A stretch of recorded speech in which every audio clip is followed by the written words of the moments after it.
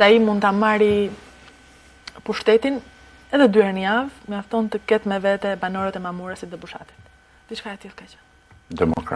Demokratët.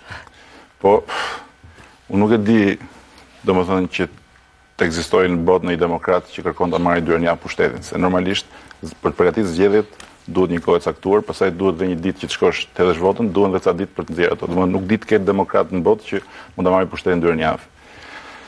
Kjo është një gjë. Megjithatë kjo është një shprehje që nuk duhet marrë dhe shumë seriozisht, domethënë nuk besoj që personi që e ka shprehur të ketë megjithëse njihet për vullnetin e tij patologjik, të ketë vullnetin të organizojë 2 herë në javë reprezdalje për të marrë pushtetin. Por në ana tjetër ajo që është e trishtuar është që kjo nuk është gjua një politikani që troket në derën e shekullit tjetër dhe që është në mes të Europës dhe që jeton në një sistem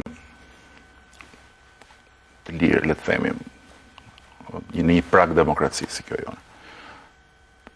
Dhe është një gjuhë që të kujton atë shprehjen e Xhamilit që tha kur konsulli francez i tha zoti Shkëlqesi, i tha reprezentarja juaj tha ka shqetësuar qendrën, ai tha sa të kem tha Peqinin dhe Shiaku me vete